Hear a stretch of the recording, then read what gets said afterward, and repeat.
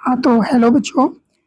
जैसा कि आप जानते हैं कि कल हमने जीएस का पहला लेक्चर शुरू किया था, जिसमें 60 दिन में मैंने पहला मैराथन कर दिया। अब दूसरा मैराथन की बात है और मैंने कहा था कि 60 दिन आप दीजिए, साथ में आपका पूरा लेक्चर मैं कंप्लीट करवा दूंगा। मतलब इस 60 डेज में पूरा जीएस खत्म। जीएस का कोई भी ऐसा क्वेश्चन नहीं होगा जो आपसे फंसेगा। लेकिन एक बात ध्यान में रखिएगा, जीएस का कोई भी क्वेश्चन तब नहीं फंसेगा जब आप ये 60 लेक्चर देखेंगे। तो इसलिए ज़रूरी है आप ये 60 लेक्चर ज़रूर देखिएगा, क्योंकि पहला चैप्टर जब आप पढ़े होंगे मेरे से, स्टोन एज हिस्ट्री का मैंने स्टार्ट किया था। पहला मैराथन में हिस्ट्री मैंने शुरू किया था।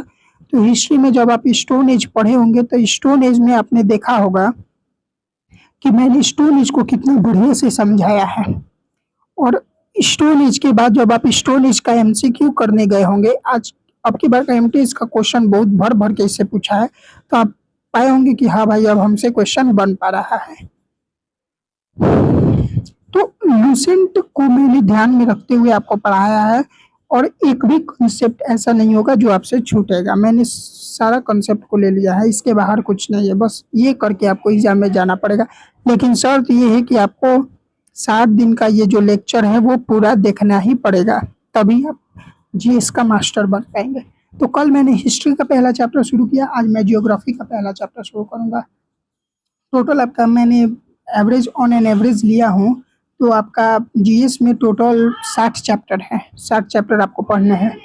तो 60 चैप्टर आपको जीएस में पढ़ने हैं, और आप देखेंगे कि 60 चैप्टर जो हमें जीएस में पढ़ने हैं उसमें स्टैटिक जीके भी शामिल है। मतलब स्टैटिक जीके को लेकर आपको 60 चैप्टर पढ़ने हैं।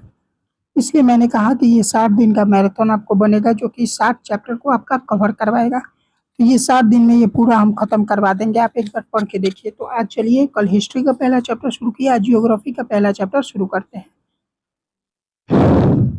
और जियोग्राफी का जो पहला चैप्टर है वो है हमारा सोलर सिस्टम एंड यूनिवर्स। तो आज हम दूसरा चैप्टर चलिए स्टार्ट किया जाए। क्योंकि देखिए, इसमें तो सोलर सिस्टम से ज़्यादा क्वेश्चन आता है, लेकिन कभी कभी यूनिवर्स से भी कुछ क्वेश्चन आ जाते हैं थ्योरेटिकल। इसलिए आपको ये यूनिवर्स में आपको ये भी पढ़ना पड़ेगा, हमारा यूनिवर्स बना कैसे। अब बात करते हैं सोलर सिस्टम का मतलब क्या होता है। तो सोलर सिस्टम का मतलब होता है सौरमंडल। सोलर सिस्टम का मतलब क्या होता है, सौरमंडल। अब बात करते हैं सौरमंडल का मतलब क्या होता है। मंडल का मतलब होता है परिवार, और सौर्य का मतलब होता है सूर्यदेव। यानी सूर्यदेव का जो परिवार है उसको सोलर सिस्टम कहते हैं।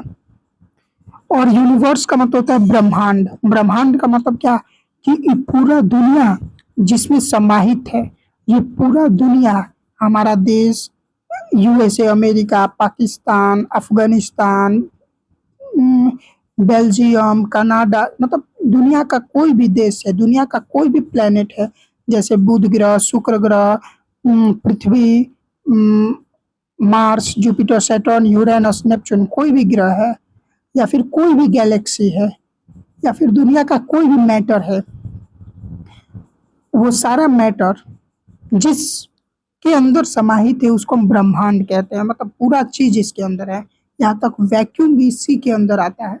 तो जो भी चीज इस धरती पर मौजूद है, जिसके अंदर वो समाहित है, उसको हम ब्रह्मांड कहते हैं। तो ये इतना बड़ा जो ब्रह्मांड है उसका निर्माण कैसे हुआ, इसको पहले पढ़ेंगे और उसके बाद हम सोलर सिस्टम को पढ़ेंगे। लेकिन उससे पहले कुछ बेसिक बातें समझ लिया जाए। बेसिक बातें क्या है, कि यूनिवर्स जो है, जो हमारा ब्रह्मांड है, इसको हम एक और नाम से जानते हैं। और वो नाम जानते हैं क्या है, तो यूनिवर्स को हम एक और नाम से जानते हैं, उसका मतलब है कॉस्मोज। यानी यूनिवर्स को हम कॉस्मोज भी कहते हैं। यूनिवर्स को हम एक और नाम से जानते हैं, तो यूनिवर्स बोलो या कॉस्मोज बोलो, बात बराबर है। तो अगर मैं बोलूँ कि स्टडी यूनिवर्स के बारे में पढ़ाई करना क्या कहलाता है, या फिर मैं बोलूँ कॉस्मो के बारे में पढ़ाई करना क्या कहलाता है, तो चाहे यूनिवर्स के बारे में पढ़ाई करो, चाहे कॉस्मो के बारे में पढ़ाई करो, क्योंकि दोनों का मीनिंग सेम है, तो दोनों का आंसर भी सेम ही होगा। तो यूनिवर्स जो है उसी को हम कॉस्मोज भी कहते हैं। यूनिवर्स को हम क्या कहते हैं, तो यूनिवर्स को हम कॉस्मोज भी कहते हैं। तो इन कॉस्मोज की या फिर इस ब्रह्मांड का जो अध्ययन करना कहलाता है उसको कॉस्मोलॉजी कहते हैं। क्या कहते हैं, कॉस्मोलॉजी। कॉस्मोलॉजी इसको कहते हैं।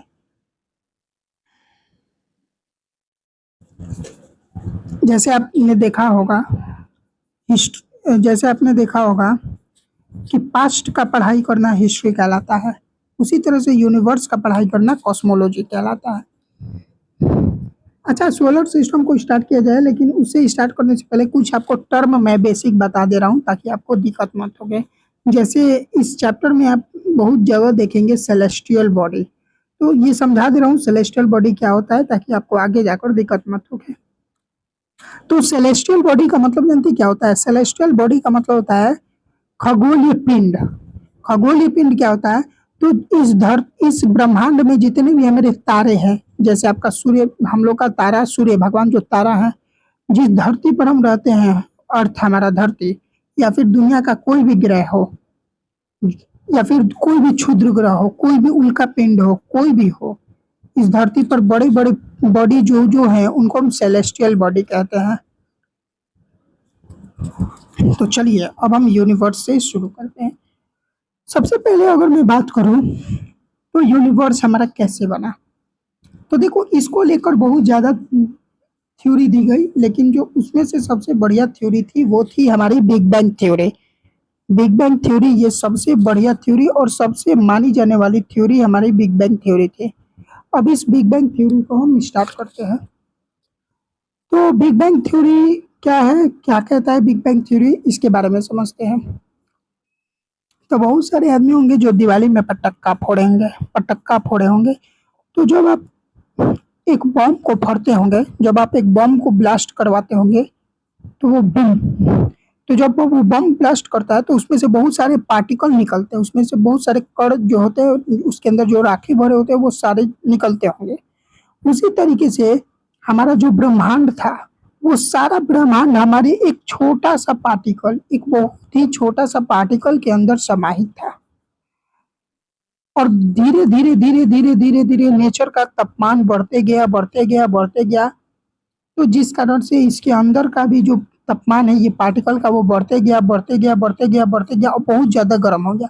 बहुत ज़्यादा गर्म हो गया तो ये भी क्या हो गया, ब्लास्ट हो गया। और जब ये ब्लास्ट हुआ तो इसमें से भी क्या हुआ, बहुत सारे पार्टिकल इसके अंदर से बाहर निकले। तो ये जो पार्टिकल यहाँ से जब बाहर निकले, तो यहीं से हमारा यूनिवर्स, हमारा ब्रह्मांड क्रिएट हो गया।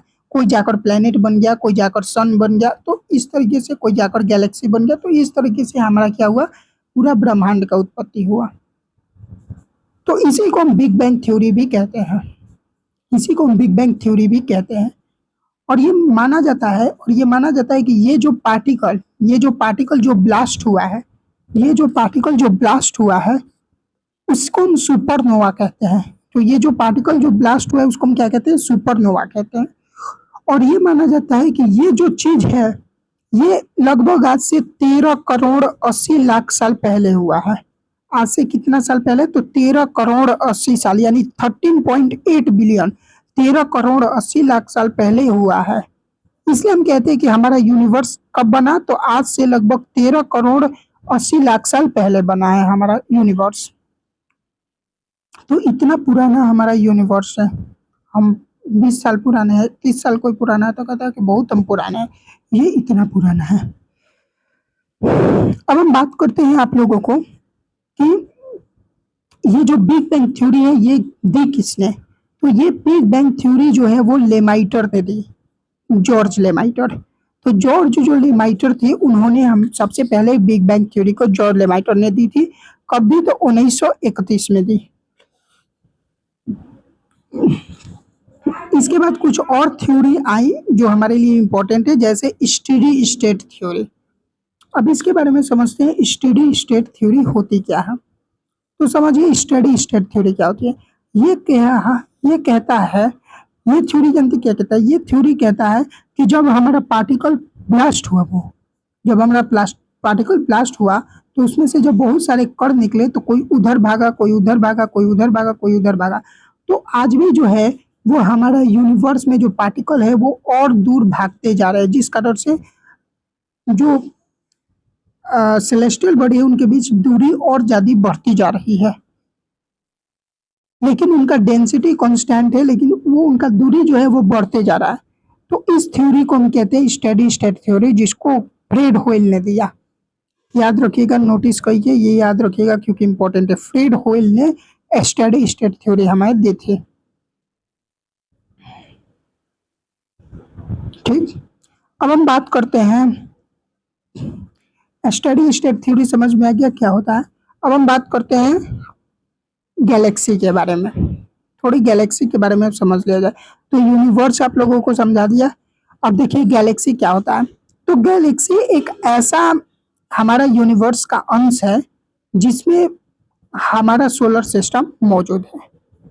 तो हमारा सोलर सिस्टम जिस गैलेक्सी के पार्ट में मौजूद है, जिस यूनिवर्स के पार्ट में मौजूद है, उसको हम गैलेक्सी कहते हैं। और हमारे गैलेक्सी का नाम क्या है? तो हमारा गैलेक्सी का नाम है मिल्की वे। हमारे गैलेक्सी का नाम क्या है? मिल्की वे, जिसको आकाश गंगा कहते हैं। मिल्की वे इसको क्यों कहते हैं? क्योंकि ये दूध की तरह उजला है, इसलिए हम इसको मिल्की वे गैलेक्सी कहते हैं। और इसको स्पाइरल गैलेक्सी भी कहते हैं। स्पाइरल गैलेक्सी क्या होता है? जो ऐसा शेप का होता है, जो ऐसा ऐसा शेप का होता है। तो ऐसा ही हमारा मिल्की वे गैलेक्सी है, इसलिए इसको भी हम स्पाइरल गैलेक्सी कहते हैं। अब हम बात करते हैं कि ठीक है, ये हमारा गैलेक्सी हुआ। इस गैलेक्सी में हमारा सोलर सिस्टम मौजूद है। तो क्या एक गैलेक्सी में केवल एक ही सोलर सिस्टम होता है? नहीं, एक गैलेक्सी में अनंतों सोलर सिस्टम होते हैं, मतलब बहुत सारे सोलर सिस्टम होते हैं जिनका हम गिनती नहीं कर सकते हैं। और उन सोलर सिस्टम में से हमारा एक सोलर सिस्टम है जो इस गैलेक्सी के अंदर मौजूद है। और उस गैलेक्सी के अंदर कहाँ मौजूद है? तो उस गैलेक्सी के अंदर एक जगह है जिसका नाम है ओरियन स्पर। Orion spur. तो इस ओरियन स्पर जगह में हमारा सोलर सिस्टम लोकेटेड है, स्थित है।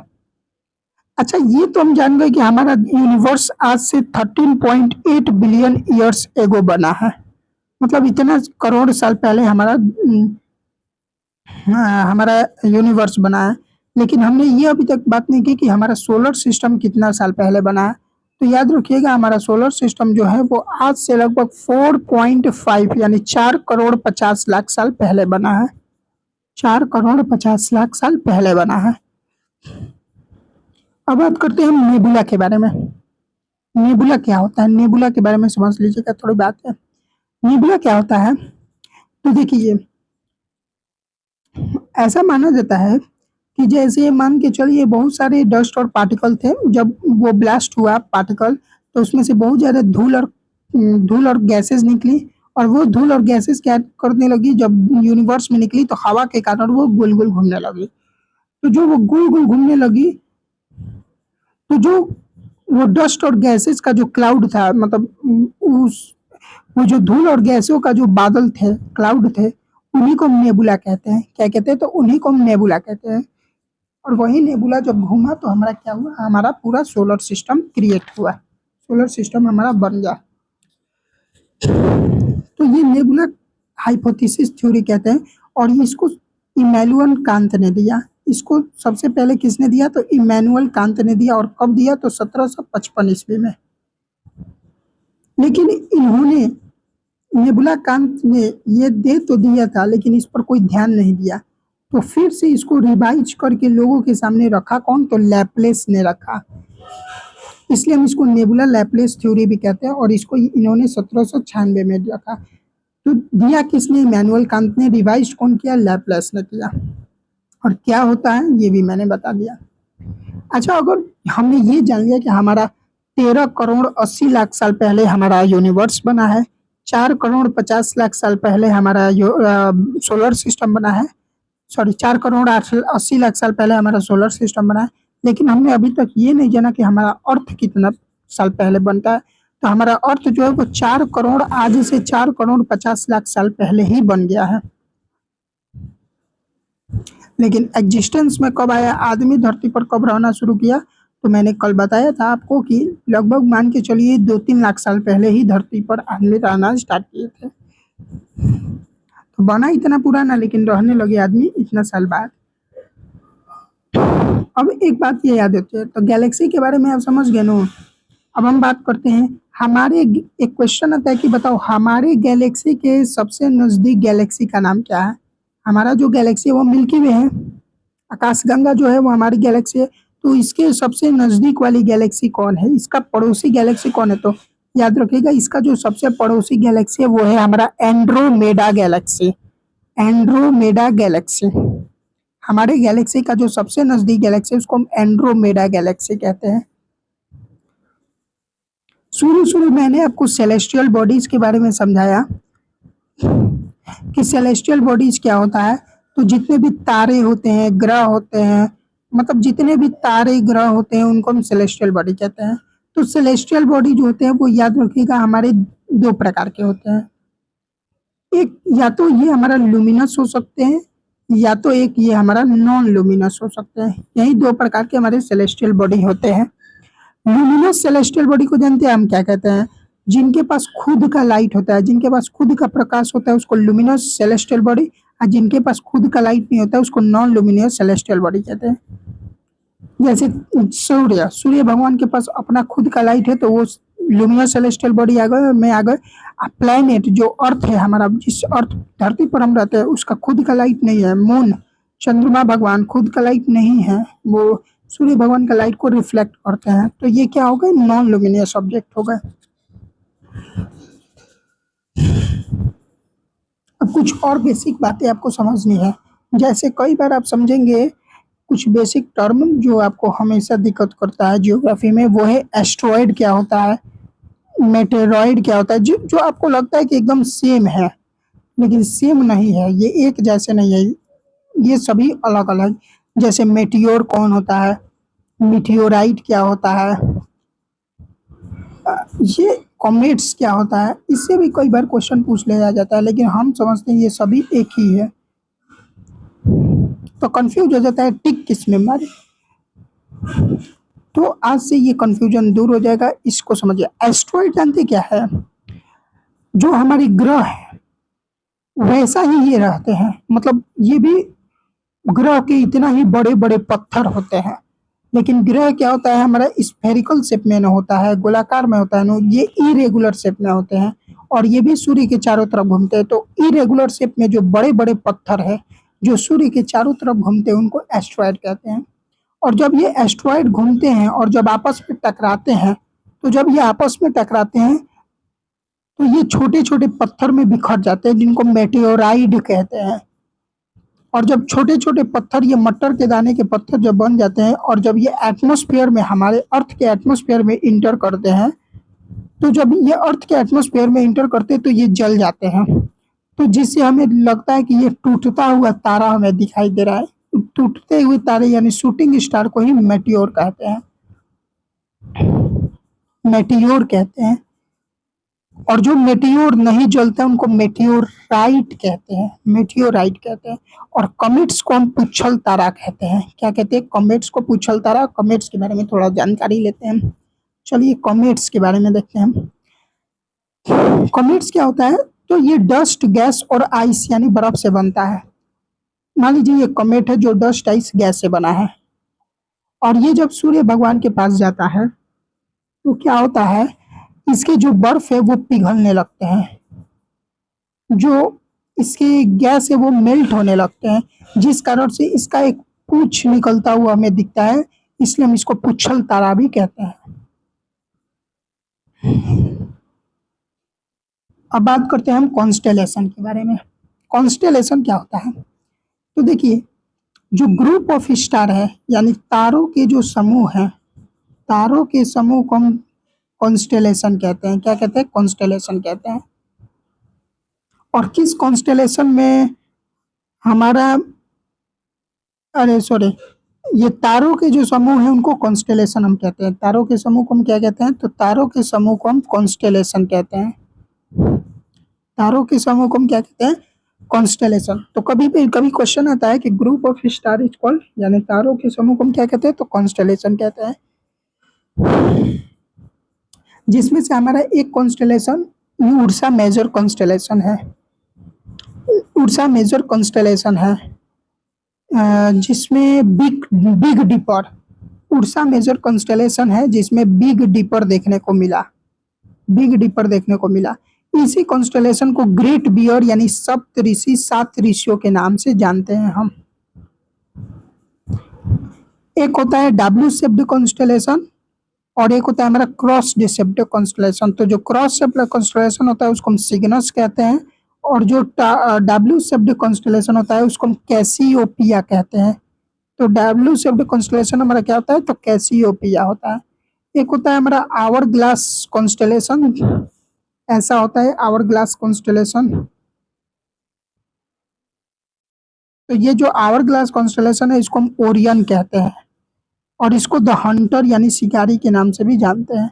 और याद रखिएगा इसके बारे में एक चीज कि इसका जो सबसे चमकीला तारा होता है इसको हम रीगल कहते हैं। सबसे चमकीला तारा ओरियन को हम क्या कहते हैं, तो रीगल कहते हैं। और कुछ बेसिक बातें याद रखिएगा।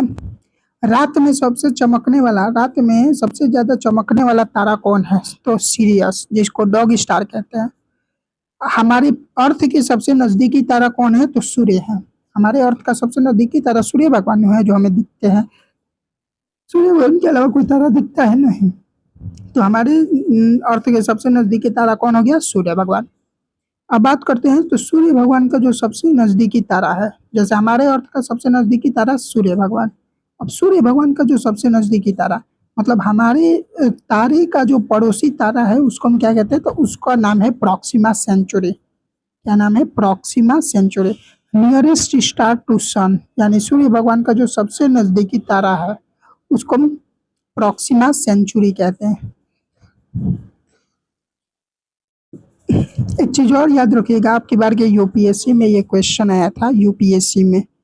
यूपीएससी यानी मान के चले सिविल सर्विस एग्जाम है, आईएएस का परीक्षा होता है। इसमें 2024 में एक क्वेश्चन आया इस हाइपोथेसिस से, प्लानेटिज्म हाइपोथेसिस से एक क्वेश्चन आया जिसको आपको याद रखना है। प्लानेटिज्म हाइपोथेसिस क्या कहता है, तो प्लानेटिज्म हाइपोथेसिस एक थ्योरी है। इस थ्योरी में डिटेल आपको नहीं जाना है, बस ये याद रखिएगा इस थ्योरी को दिया किसने, तो इस थ्योरी को दिया था चैम्बरलिन ने दिया था और मोल्टन ने दिया था। मुल्टन ने इसको दिया था। तो क्वेश्चन ये पूछा था कि प्लानेटिज्म हाइपोथेसिस चैम्बरलिन के साथ कौन एक ऐसे साथी थे इनका जो इस थ्योरी में को देने में सहयोग किए गए थे। तो चैम्बरलिन के साथ हमारे मोल्टन साहब थे।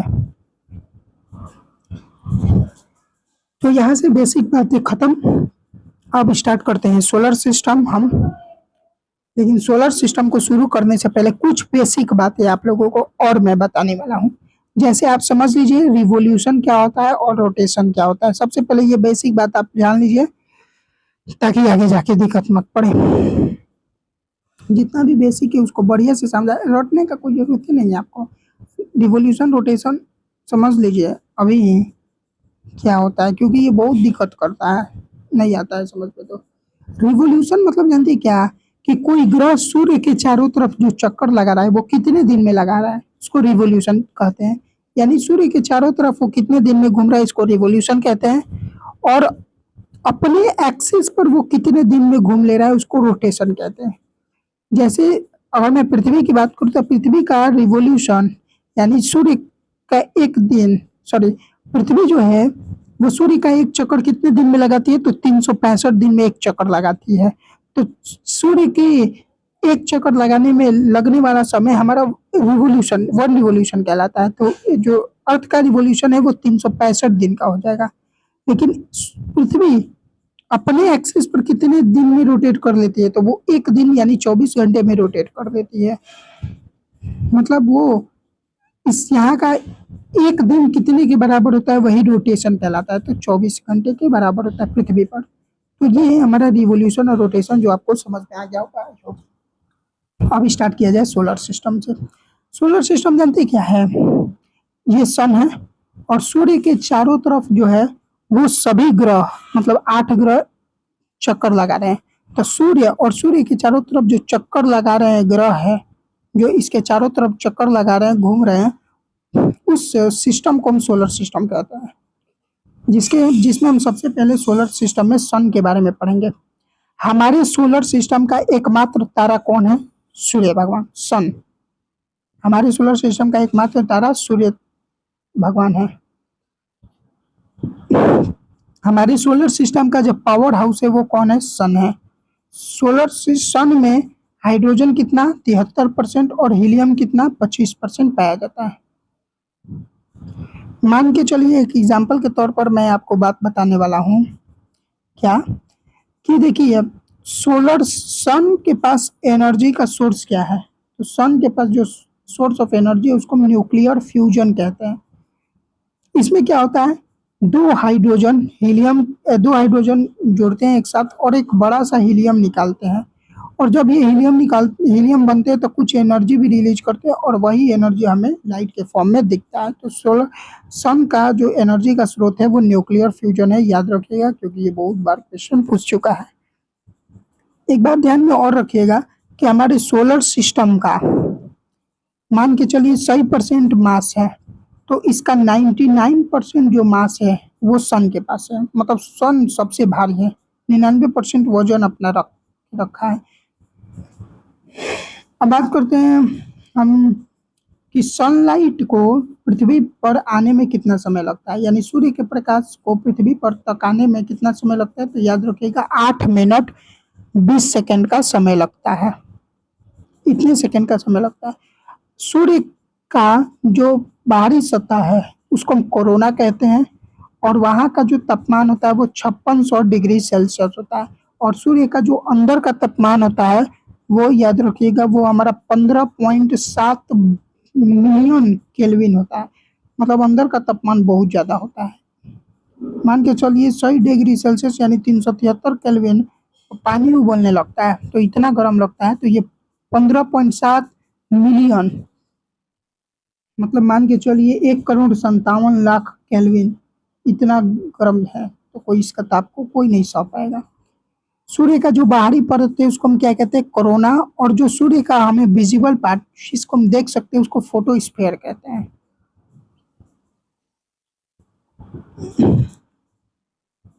अब हम स्टार्ट करते हैं ग्रह के बारे में। अब हम किसके बारे में स्टार्ट करते हैं, तो ग्रह के बारे में स्टार्ट करते हैं। तो चलिए ग्रह के बारे में स्टार्ट किया जाए। तो ये हुआ मान के चलिए हमारा सन, तो ये मरकरी है, ये वेनस है, ये अर्थ है, ये मार्स है, ये जुपिटर है, ये सैटर्न है, ये यूरेनस है, ये नेपच्यून है। तो नेपच्यून ये सूर्य हो गए हमारे, ये हमारे 8 ग्रह हो गए। तो और यहाँ पर कुछ एस्टेरॉयड पाए जाते हैं। अब एस्टेरॉयड क्या होता है ये मैंने समझा दिया कि जो बड़े बड़े पत्थर होते हैं उनको एस्टेरॉयड कहते हैं। तो एस्टेरॉयड के इधर 4 प्लेनेट, एस्टेरॉयड के उधर 4 प्लेनेट है, इसलिए एस्टेरॉयड क्या करता है 4 प्लेनेट को बांटने का काम करता है, और ये बांटता है तो इसका कोई कारण भी है। ये जो 4 प्लेनेट इधर के हैं इनको टेरेस्ट्रियल प्लेनेट भी कहते हैं, और इधर के जो 4 प्लेनेट हैं इनको जोवियन प्लेनेट भी कहते हैं। अब टेरेस्ट्रियल प्लेनेट क्या होता है, तो टेरेस्ट्रियल प्लेनेट मतलब ये पत्थर से, मतलब जो प्लेनेट हमारे रॉक और मेटल से बने होते हैं यानी पत्थर और धातु से बने होते हैं, उसको हम टेरेस्ट्रियल प्लैनेट कहते हैं। तो ये हमारे टेरेस्ट्रियल प्लैनेट रहते हैं, ये प्लैनेट हमारे पत्थर और धातु से मिलकर बने होते हैं, और ये प्लैनेट पूरा गैस से बने होते हैं, इसलिए हम इनको गैसियस प्लैनेट भी कहते हैं, मतलब ये पूरा गैस से बना है। अगर मैं बात करूँ तो ये अंदर का प्लैनेट है इसलिए हम इसको इनर प्लैनेट, और ये बाहर का प्लैनेट है इसलिए हम इसको आउटर प्लैनेट भी कहते हैं, ये याद रखिएगा। और ये जो रॉक पाए जाते हैं, ये बड़े बड़े पत्थर पाए जाते हैं, इसको एस्ट्रॉयड कहते हैं, और एक पत्थर नहीं बल्कि हजारों पत्थर यहाँ पर पाए जाते हैं, इसलिए हम इसको एस्ट्रॉयड बेल्ट कहते हैं। तो आपसे कभी भी पूछे कि एस्ट्रॉयड बेल्ट बताओ हमारे किन 2 ग्रहों के बीच में है, तो मार्स और जुपिटर के बीच में है। तो चलिए अब प्लैनेट से शुरू किया जाए, जिससे हम सबसे पहले मरकरी प्लैनेट को स्टार्ट किया जाए। तो सबसे पहले मरकरी, ये हमारे सन हुआ, ये हमारा मरकरी हुआ, ये वेनस हुआ, ये अर्थ हुआ, ये मार्स हुआ, ये जुपिटर हुआ, ये सैटर्न हुआ, ये यूरेनस हुआ, और ये नेपच्यून हुआ। तो याद रखिएगा मरकरी प्लैनेट के बारे में सबसे पहले समझते हैं। सूर्य का सबसे नजदीकी ग्रह यानी क्लोजेस्ट प्लैनेट टू द सन, सूर्य का जो सबसे नजदीकी ग्रह वो है हमारा बुध ग्रह। अब देखो चूंकि इसका दूरी सबसे कम है, तो बताओ ये सूर्य का चक्कर बहुत जल्दी लगा लेगा कि नहीं, मतलब ये एक चक्कर बहुत जल्दी कंप्लीट कर लेगा कि नहीं, कर लेगा। तो बताओ किसका रिवॉल्यूशन जो होता है वो फास्टेस्ट होता है? तो मरकरी का रिवॉल्यूशन मतलब सूर्य का एक चक्कर लगाने में कितना समय लगा रहा है, उसको ही हम रिवॉल्यूशन कहते हैं। तो इसका रिवॉल्यूशन फास्टेस्ट होगा। और ये एकमात्र मरकरी और वेनस दो एकमात्र ऐसे ग्रह हैं जिनके पास एक भी नेचुरल सैटेलाइट नहीं है। और पूरे प्लैनेट में सबसे छोटा ग्रह मरकरी मरकरी हमारा सबसे छोटा ग्रह होता है। और ये बताओ कि हमारे रिवॉल्यूशन के बारे में भी आपको समझा दिया। अब बात करते हैं वेनस के बारे में। अच्छा, ये सूर्य के सबसे नजदीकी होते हुए भी ये सबसे ज्यादा गर्म ग्रह नहीं है। क्यों? क्यों ये सबसे ज्यादा गर्म ग्रह नहीं है? तो जवाब ये है कि देखो, इसके इसमें मरकरी एकमात्र ऐसा ग्रह है जिसके पास कोई भी एटमॉस्फेयर नहीं है। तो जब वातावरण होगा ही नहीं तो कोई गैस इसके अंदर मौजूद नहीं होगा। जब गैस ही नहीं होगा, जैसे मान के चलिए कार्बन डाइऑक्साइड अगर गैस रहता तो वो हीट को ट्रैप कर लेता है, हीट को ले लेता है और हीट को वापस नहीं जाने देता है, जिस कारण से वो जिस भी प्लैनेट में ज्यादा मौजूद होगा वो प्लैनेट हमारा गर्म बनता जाएगा। लेकिन इसमें तो एटमॉस्फेयर है ही नहीं, इसलिए ये सूर्य के सबसे नजदीकी होते हुए भी सबसे ज्यादा गर्म ग्रह नहीं है। वेनस के बारे में समझते हैं। तो हमारे सौरमंडल का जो सबसे ज्यादा गर्म ग्रह है उसको वेनस कहते हैं, शुक्र ग्रह कहते हैं। क्यों ये गर्म ग्रह है? क्योंकि कार्बन डाइऑक्साइड गैस की वजह से ये सबसे ज्यादा हमारा गर्म ग्रह है। कार्बन डाइऑक्साइड एक ग्रीन हाउस गैस है जो एक बार अगर कोई भी सनलाइट को ले लिया तो वापस उसको छोड़ता नहीं है। ट्रैप कर लिया तो एक बार ले लिया तो उसको वापस नहीं छोड़ेगा। तो जब वापस नहीं छोड़ेगा तो क्या कर रहा है, दिन प्रतिदिन वो हीट लेते जा रहा है, लेते जा रहा है, लेते जा रहा है, लेते जा रहा है। तो कभी ये भी गर्म होगा, ब्लास्ट होगा, देखिएगा। तो सबसे ज्यादा गर्म ग्रह हमारा वेनस होता है। इसके चारों तरफ सल्फ्यूरिक एसिड के क्लाउड यानी बादल भी देखने को मिलते हैं। इसे अर्थ का सिस्टर भी कहा जाता है। क्यों अर्थ का सिस्टर कहा जाता है? क्योंकि इसका साइज जो है पृथ्वी के आकार के एकदम बराबर है, इसलिए हम इसको पृथ्वी का जुड़वा बहन भी कहते हैं, ट्विन भी कहते हैं इसको अर्थ का।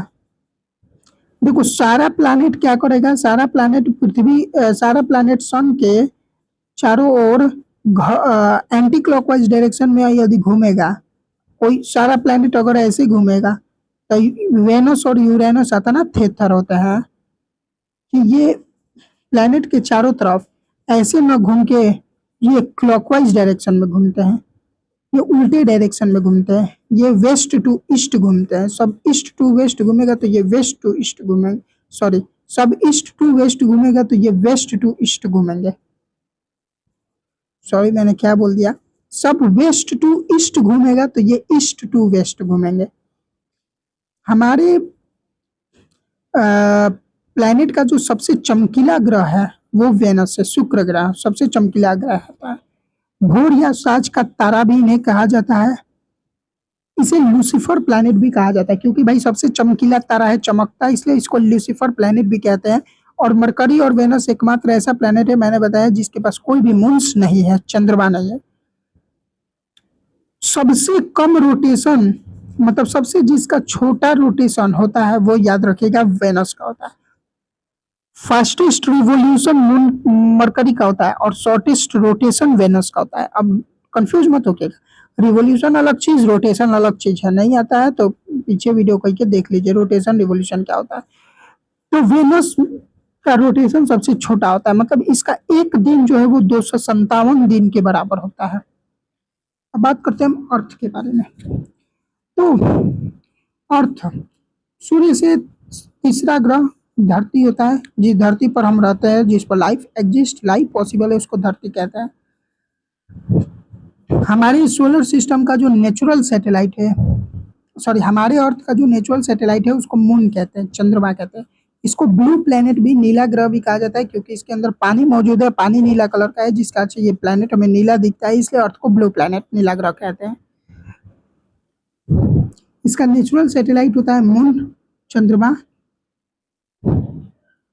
और चंद्रमा की एक खास बात ये थी कि इसका रोटेशन और रिवॉल्यूशन बराबर होता है, जिसका चंद्रमा का केवल हम एक ही पार्ट यानी 60% पार्ट ही हम देख पाते हैं। कभी भी 100% पार्ट हम चंद्रमा का नहीं देख पाएंगे, याद रखिएगा।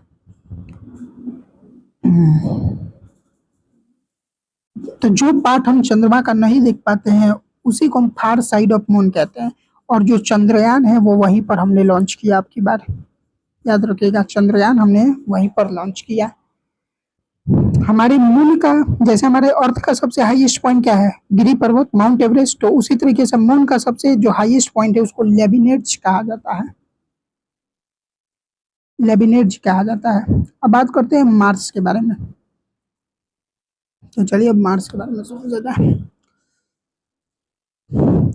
रेड प्लैनेट, मार्स को रेड प्लैनेट भी कहा जाता है क्योंकि इसमें आयरन की मात्रा, आयरन इसमें बहुत ज्यादा मौजूद है, इसलिए इनको रेड प्लैनेट भी कहते हैं। इसके दो ग्रह हैं, इसके दो उपग्रह सैटेलाइट है जिसको हम फोबोस और डीमोस कहते हैं, फोबोस और डीमोस कहते हैं। इस दुनिया का सबसे बड़ा जो पर्वत है ओलिम्पस मोन्स, वो भी मार्स पर ही, अरे मार्स पर ही मौजूद है। ये बात ध्यान में रखिएगा मार्स के बारे में। अब जुपिटर के बारे में, हमारे सौरमंडल का जो सबसे बड़ा ग्रह है उसको जुपिटर कहते हैं और इसका रोटेशन सबसे छोटा है, मतलब इसका एक दिन मात्र 10 घंटे के बराबर होता है, 10 घंटा में एक दिन हो जाता है, तो इसका रोटेशन सबसे छोटा होता है। और एकमात्र ऐसा ग्रह है जिसमें लाल कलर के धब्बे देखने को, रेड स्पॉट यानी ग्रेट रेड स्पॉट इसमें देखने को मिलते हैं। और हमारे जुपिटर का जो सबसे बड़ा सैटेलाइट है गैनीमेड, और ये गैनीमेड हमारा जुपिटर का ही सबसे बड़ा सैटेलाइट नहीं है, हमारे पूरे ब्रह्मांड का जो सब, हमारे पूरे सोलर सिस्टम का जो सबसे बड़ा सैटेलाइट है उसको हम गैनीमेड सैटेलाइट कहते हैं। अब बात करते हैं सैटर्न के बारे में। सैटर्न की खोज किसने की, गैलीलियो ने की। और इसके पास रिंग्स होते हैं, इसके चारों तरफ रिंग्स होते हैं जिसकी खोज क्रिश्चियन हाइजिन्स ने की। और मान लीजिए ये मेरा शनि ग्रह है और इनके चारों तरफ क्या है, ये मान लीजिए रिंग्स है, तो इस शनि ग्रह और रिंग्स के बीच में कुछ गैप होता है, कुछ स्पेस होता है जिसकी खोज कसीनी ने की। हमारे पूरे सोलर सिस्टम का जो सबसे कम घनत्व वाला प्लैनेट है उसको सैटर्न कहते हैं। कम, सबसे less density plan, less dense planet है ये। और चूंकि इसका घनत्व हमारा सबसे कम होता है इसलिए ये पानी में भी डूब जाता है, पानी में डुबाओगे तो डूब जाएगा, इसका डेंसिटी पानी से भी कम होता है। और जो सबसे ज्यादा घनत्व वाला प्लैनेट कौन है, तो हमारा अर्थ है। याद रखिएगा हाई डेंस प्लैनेट हमारा अर्थ है।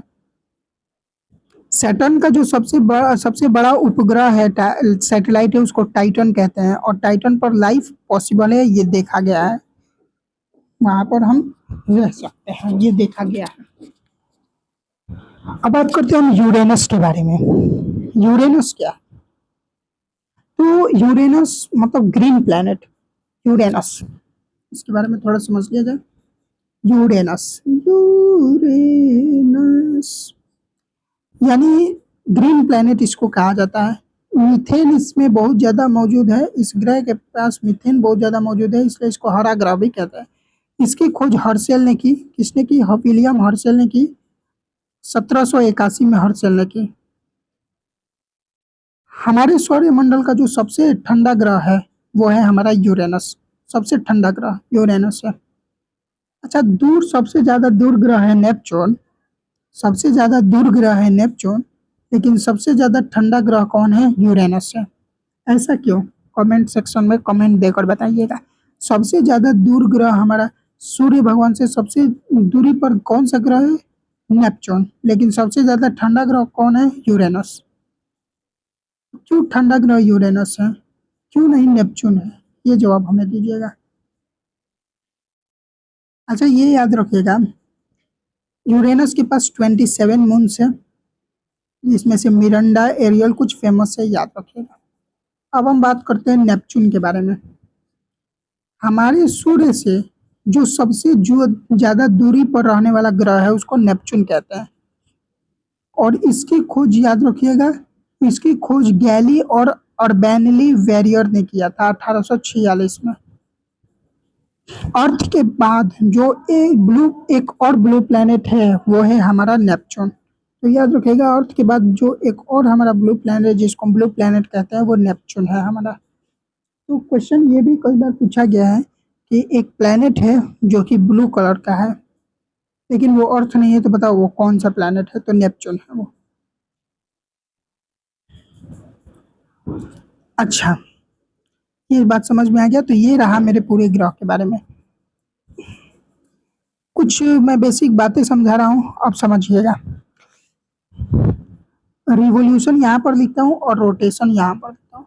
बताइए स्लोएस्ट रिवॉल्यूशन किसका है, शॉर्टेस्ट रिवॉल्यूशन और फास्टेस्ट रिवॉल्यूशन का किसका है? तो रिवॉल्यूशन का मतलब होता है कि एक चक्कर कितने दिन में लगा रहा है, उसको रिवॉल्यूशन कहते हैं।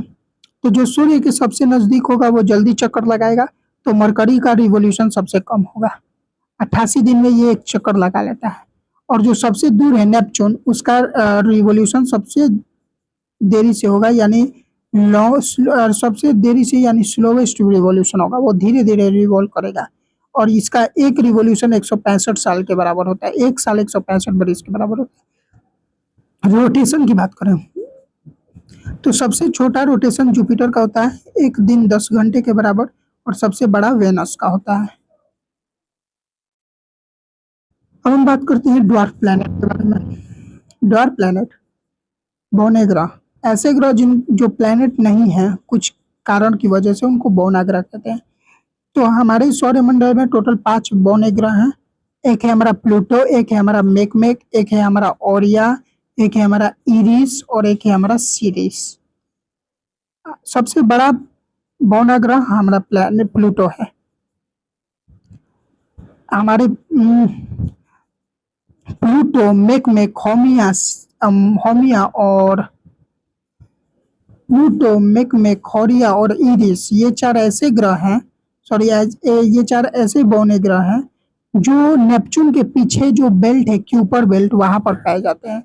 और सेरिस एक एकमात्र ऐसा बौना ग्रह है जो एस्ट्रॉयड बेल्ट में हमारा पाया जाता है।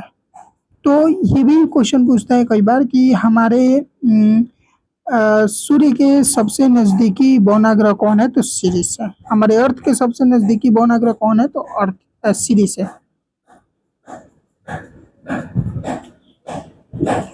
प्लूटो के बारे में याद रखिएगा कि 2006 में इसको ग्रह से हटा दिया गया, और इसका जो सैटेलाइट है, इसके पास 5 सैटेलाइट है, जिसमें से जो सबसे बड़ा सैटेलाइट है वो चारो है। चारो नाम का एक सैटेलाइट है जो इसका सबसे फेमस सैटेलाइट है। और चूंकि ये नेपच्यून से भी दूर मौजूद है, तो देखो जो जितना दूर रहेगा सूर्य का चक्कर उतना देरी से लगाएगा। तो नेपच्यून यदि 165 साल में लगा रही है, तो अब यह सी बात है कि प्लूटो इस 165 साल से भी ज्यादा समय लेगा सूर्य के चारों तरफ चक्कर लगाने में, और वो 248 साल लेता है। ये उससे भी ज्यादा समय लेता है। एक बात और याद रखिएगा, साइज का ऑर्डर में बता दे रहा हूँ कि कौन प्लेनेट सबसे नजदीक है, कौन सबसे बड़ा है, कौन सबसे छोटा है। तो ये आपको सीक्वेंस तो याद ही होगा। मरकरी, मैं एक बार पूरे ग्रह का नाम बढ़िया से लिख, Mercury, Venus, Earth, Mercury, Venus, Earth, Mars, Jupiter, Saturn, Jupiter, Saturn, Uranus, Jupiter, Saturn, Uranus और Neptune. Jupiter, Saturn, Uranus, Neptune, ये हमारे 8 ग्रह हैं। ये इसी सीक्वेंस में याद रखिएगा, Mercury, Venus, Earth, Mars, Jupiter, Saturn, Uranus, Neptune.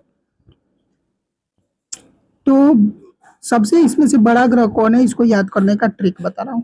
तो जब ये आप याद किए होंगे, तो सबसे पहले आप क्या लिखिए, तो ये ट्रिक मैं बता रहा हूँ। सबसे पहले आप जुपिटर लिखिए, उसके बाद आप सैटर्न याद किए होंगे, सैटर्न लिखिए, उसके बाद यूरेनस याद किए होंगे, यूरेनस लिखिए, उसके बाद नेपच्यून याद किए होंगे, तो नेपच्यून लिखिए। तो जुपिटर सबसे बड़ा ग्रह, उसके बाद सैटर्न, उसके बाद यूरेनस, उसके बाद नेपच्यून। इसके बाद अर्थ बड़ा देखने में लगता है, तो अर्थ लगा दीजिए।